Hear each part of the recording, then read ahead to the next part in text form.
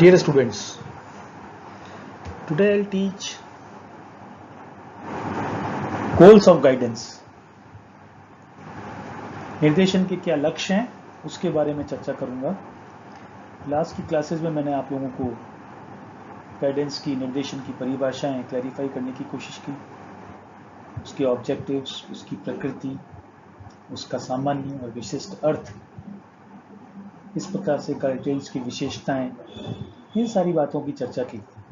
आज लक्ष्य के निर्देशन के क्या लक्ष्य होते हैं इसके बारे में बात करेंगे.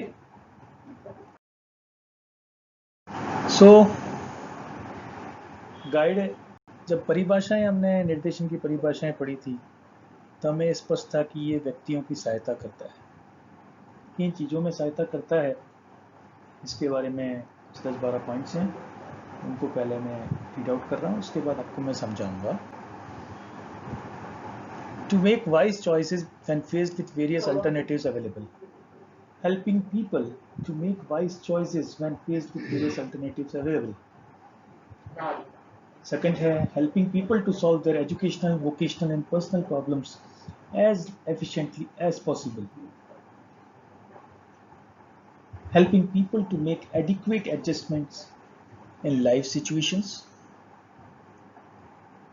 To develop a more realistic understanding of themselves and their environment.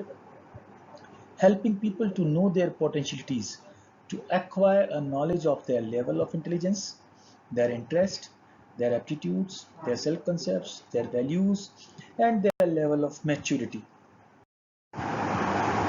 Helping people to develop their potentialities optimally. Helping people to acquire more reliable information about the world of work. Helping people to contribute their best to the development and welfare of the society.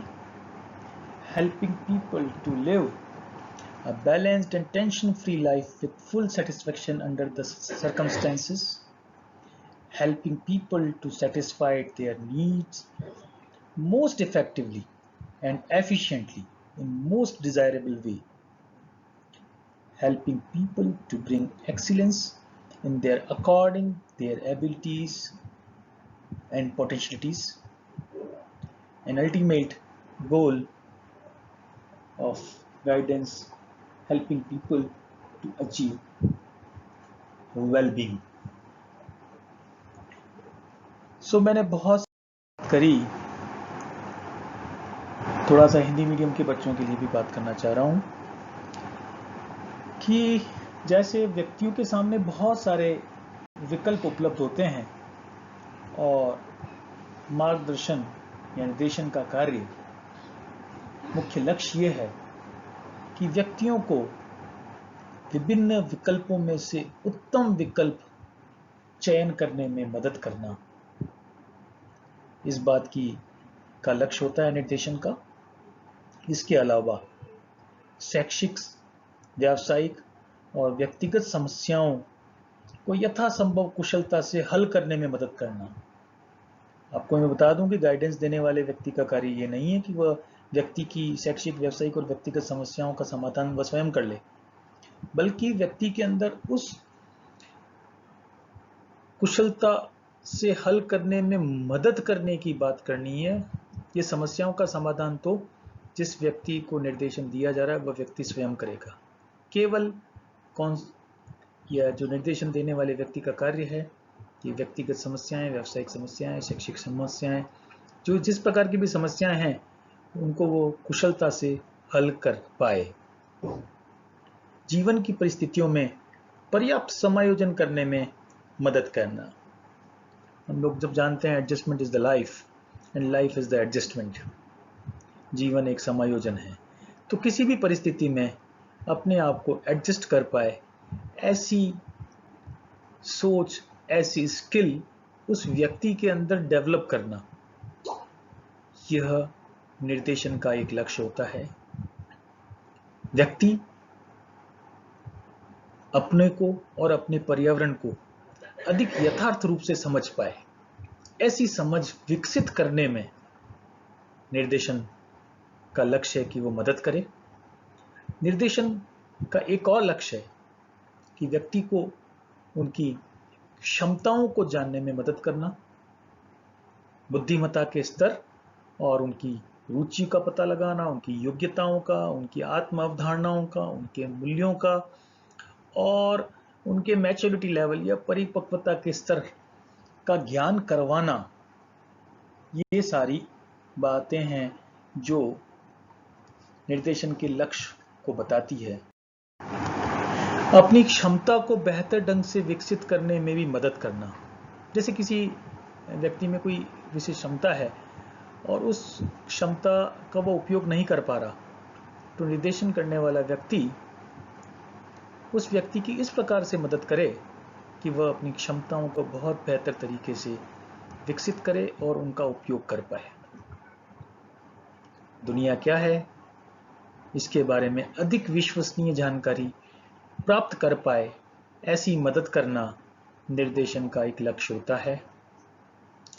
समाज के विकास में, देश के विकास में और कल्याण में, समाज कल्याण में और देश के कल्याण में अपना सर्वश्रेष्ठ योगदान दे पाए, ऐसा निर्देशन का एक लक्ष्य होता है। और इसके अलावा बहुत महत्वपूर्ण कार्य है, व्यक्ति किसी भी परिस्थिति में पूर्ण संतुष्टि के साथ एक तनाव मुक्त, स्ट्रेस फ्री लाइफ, एक बैलेंस्ड लाइफ, एक हार्मोनियस लाइफ, एक संतुलित जीवन जीने में मदद करना भी निर्देशन का एक लक्ष्य होता है।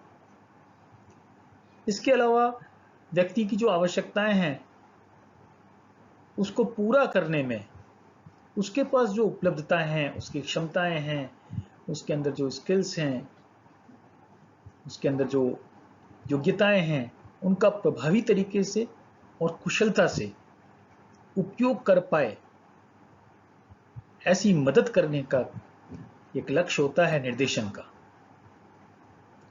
और एक और लक्ष्य है कि लोगों को उनकी क्षमताओं और क्षमताओं के अनुसार उत्कृष्ट बनाने में मदद करना। एक अंतिम लक्ष्य जिसे कह सकते हैं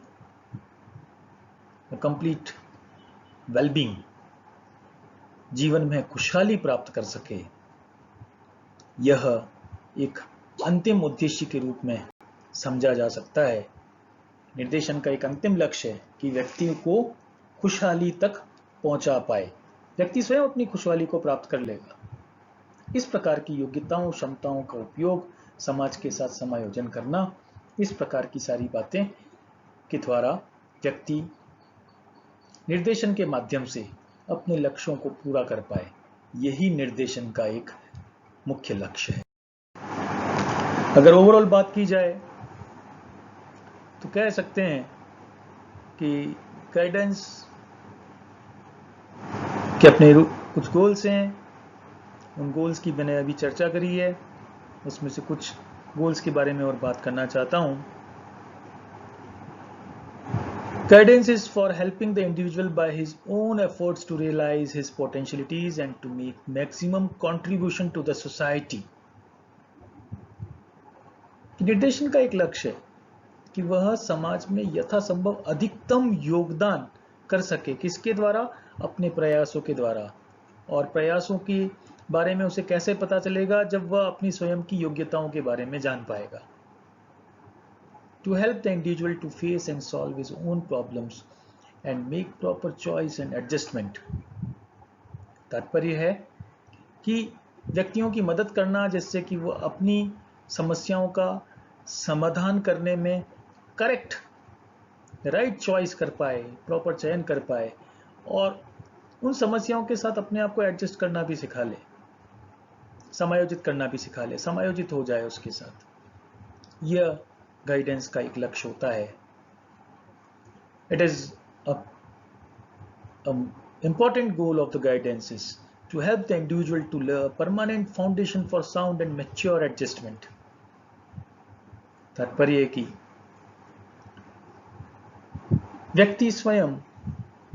व्यक्ति के अंदर एक ऐसी नींव डाल दी जाए जिससे वह बहुत उत्तम और परिपक्व समायोजन कर पाए। It is for helping the individual to live a well-balanced, a harmonious life in all aspects, maybe physical, mental, emotional, social. तात्पर्य है कि निर्देशन का एक लक्ष्य है कि वो व्यक्तियों की मदद करे कि वह एक संतुलित जीवन, एक सिंक्रोनाइज लाइफ, हार्मोनियस लाइफ जी पाए, जीवन के सभी क्षेत्रों के साथ एक वेल बैलेंस्ड करके अपनी जीवन को जी पाए, और उन सारे एस्पेक्ट्स को, चाहे वो शारीरिक हो, चाहे वो मानसिक हो, चाहे वो सांवेगिक हो, चाहे वो सामाजिक हो, सभी में एक बैलेंसिंग सिचुएशन रख पाए. Yes, the goal of the guidance is to provide the psychological support. मनोवैज्ञानिक सहायता प्रदान करना भी निर्देशन का एक लक्ष्य होता है. समायोजन करना और रिसोर्स को प्रोवाइड कराना, जो संसाधन है उनको उपलब्ध कराना, जिससे वह व्यक्ति स्वयं अपने एडजस्टमेंट्स कर पाए, और कोई जानकारी लेना चाहे तो वो जानकारी भी गाइडेंस का कार्य है कि वो उस जानकारी को उनको प्रदान करे. The ability, development of the ability of problem solving and decision making, it is one of the goal of guidance.